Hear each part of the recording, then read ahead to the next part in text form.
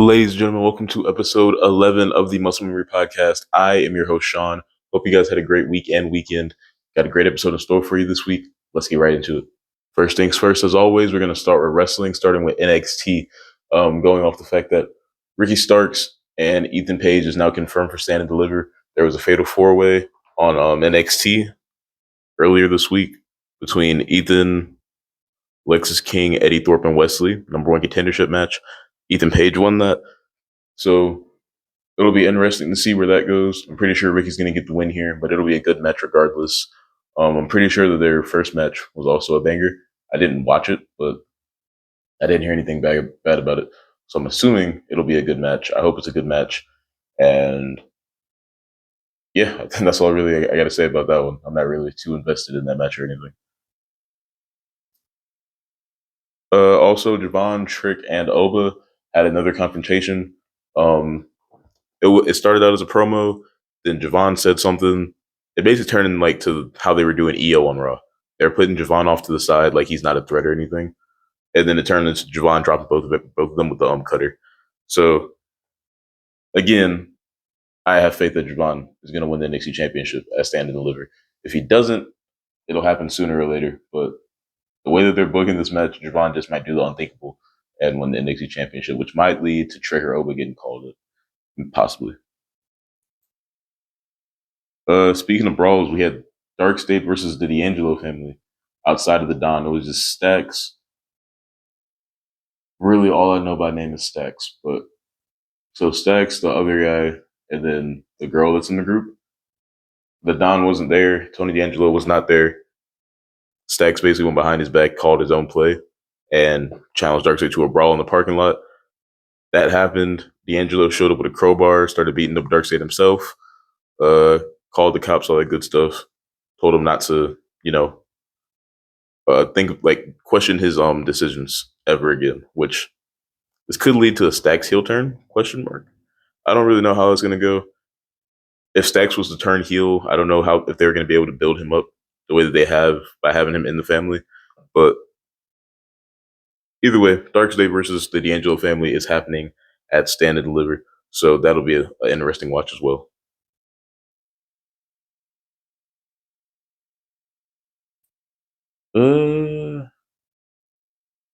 Let's go over to AEW.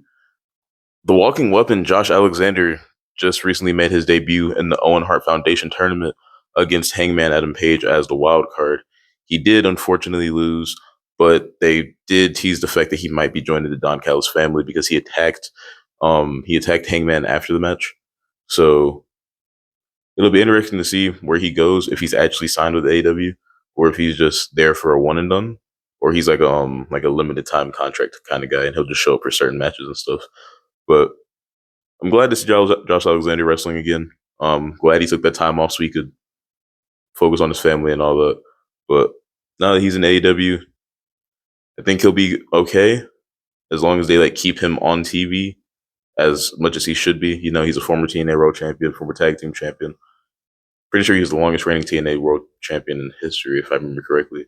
But yeah, the guy's main event level. They should play him as such. If they don't, then he's going to get lost in the shuffle like everybody else did. Would I have liked to see him go to WWE? Yes. Do I think they would have used him right? No. Mainly for the fact that they're kind of not doing Penta the right way either. Yes, he's getting a WrestleMania match, but for those who know Penta, they know Penta's he's up there. Either way,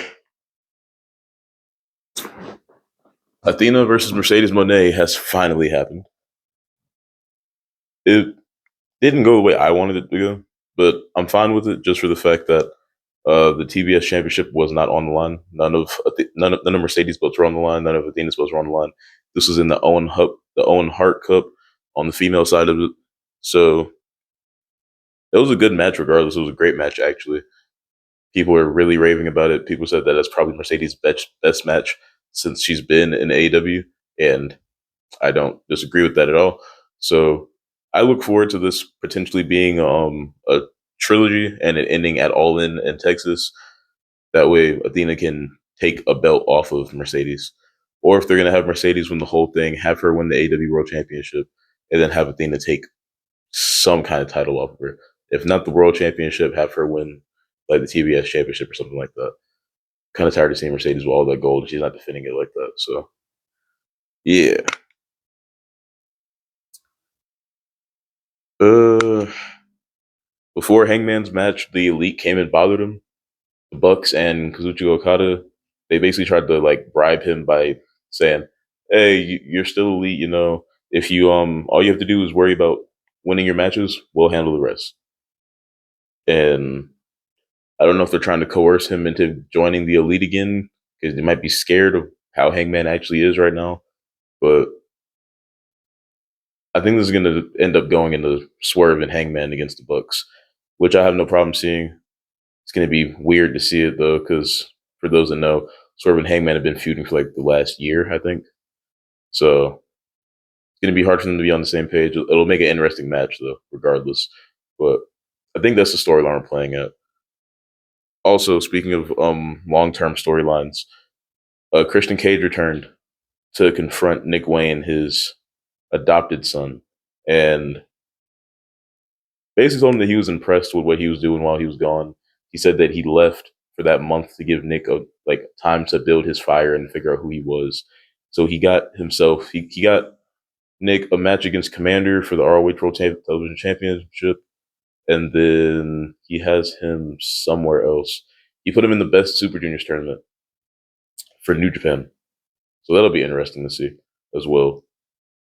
But the way that they've been doing the storyline, I feel like it's going to end up going to Nick and Kip leaving and Christian having no choice but to go back to Cope. And then that's eventually going to lead to Cope and Christian versus FTR.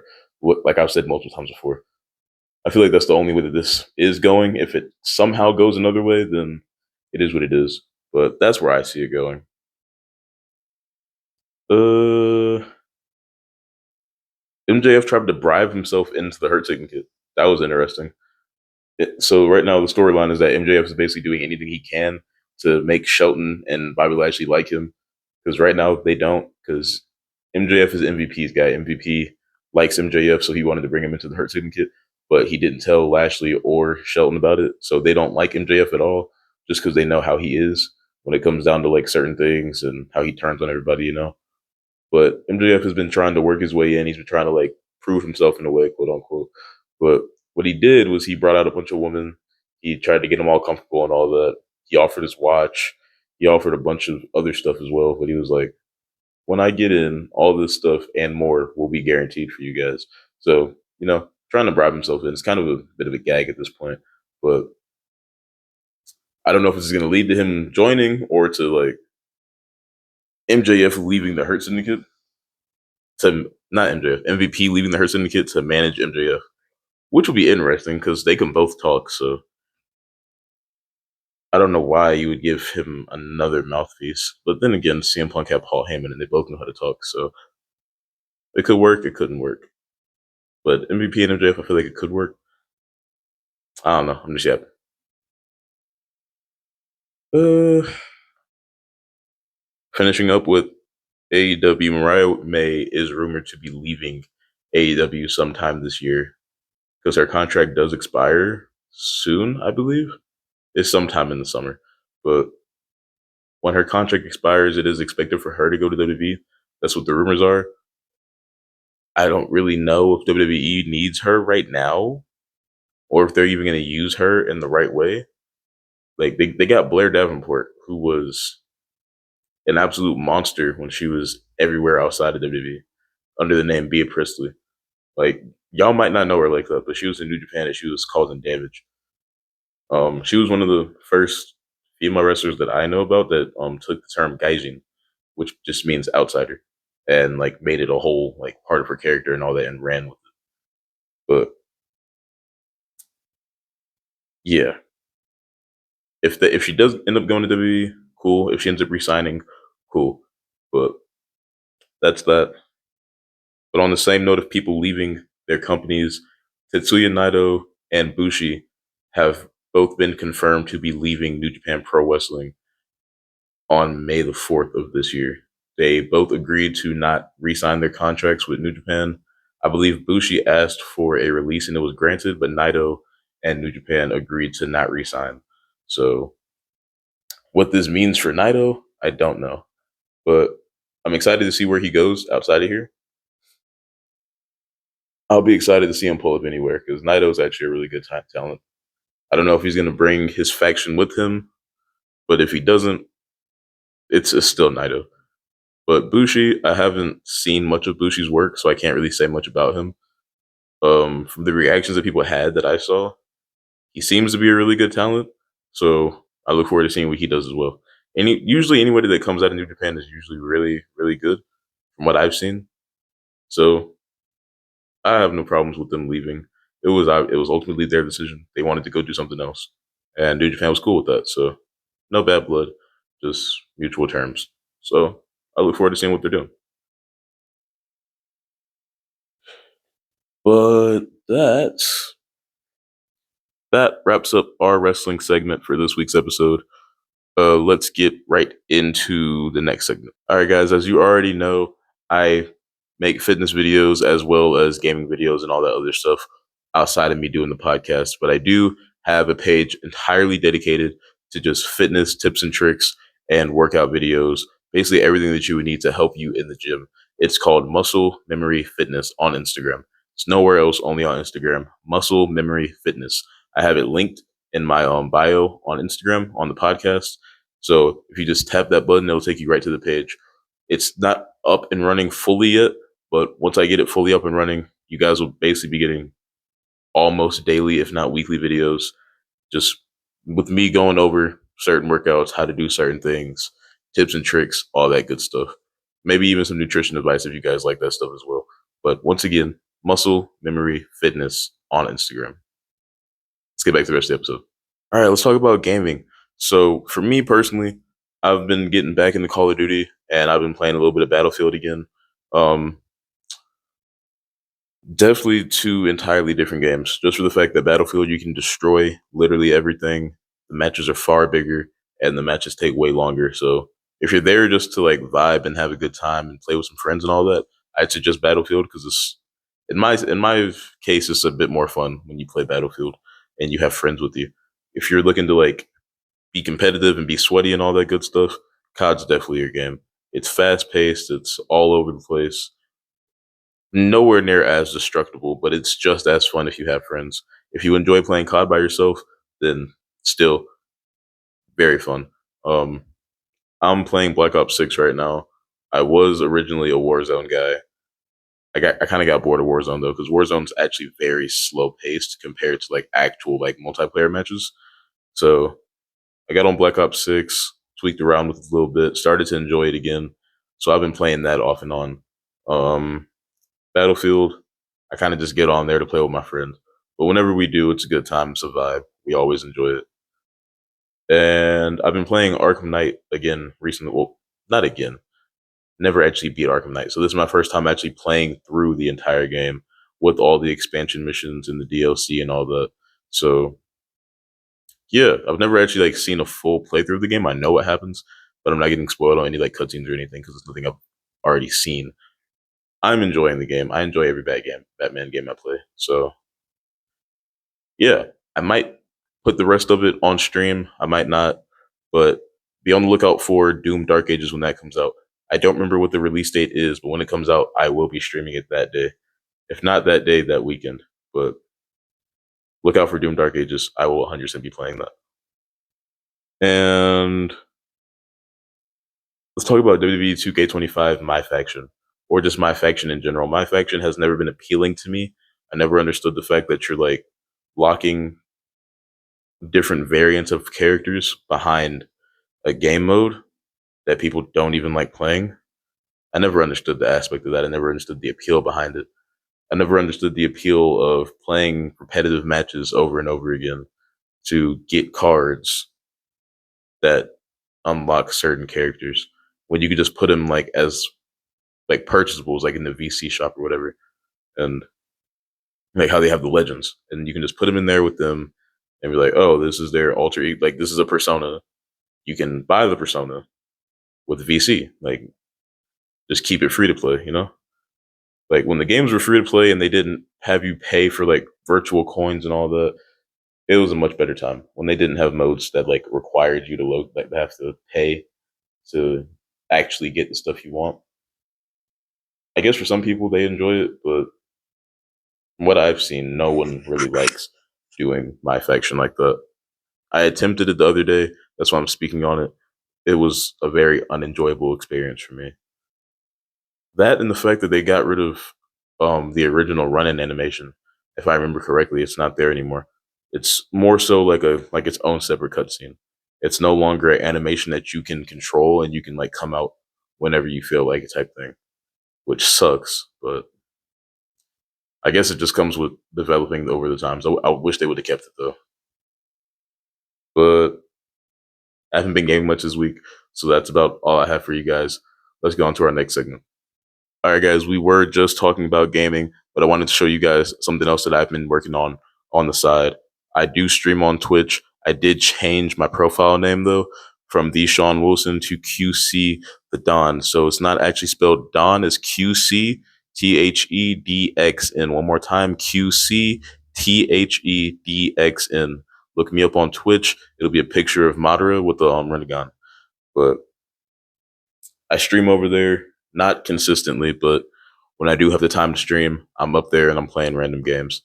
But if you want to see me game, you want to see me play random stuff, you guys can suggest games for me to play as well. Hit me up there or just shoot a follow. It'll be greatly appreciated. Trying to get a Twitch partner so I can actually, get paid to stream. That would be fantastic. So yeah, one more time, twitch.tv/QC the Don, QCTHEDXN, no spaces, all lowercase. Let's grab back to the episode. All right, so finishing up the episode this week, we're going to talk about fitness, but it's not really anything that I've been doing in fitness, just for the fact that I've been recovering from a groin strain that I suffered doing hip abductions earlier in the week. Well, actually, last weekend. I suffered that over the weekend. I went a little bit too heavy and I went a little bit too far out for what I thought was okay for my body to do. Obviously, it wasn't. I was suffering with that for a good majority of the weekend and this week. I'm just now starting to be fully relieved of the pain, so I haven't been working out basically at all throughout the week just because I didn't want to re-aggravate anything, even off of just doing upper body. Maybe I'm pressing too hard on my legs and I tweak something. But this is just me telling you guys to make sure you're emphasizing your safety. You're emphasizing, your stretching and all that. Because if you don't stretch and you're not emphasizing your safety, you'll end up like me and you end up straining something or worse, tearing something or like popping a pec or something like that. So make sure you guys are being entirely safe when you're doing your lifts.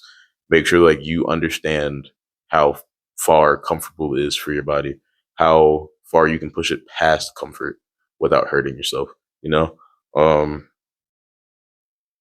Also, don't rush the recovery process if you do get hurt.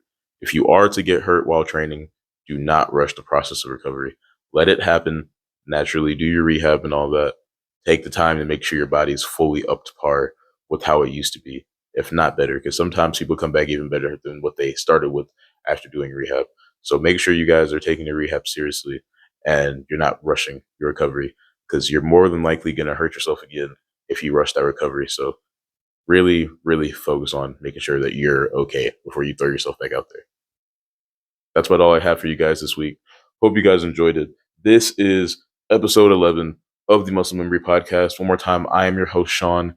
And one more time, just to plug them, follow Muscle Memory Fitness on IG and QC the Don, QCTHEDXN on Twitch if you want to see more fitness tips and tricks and gaming on the side.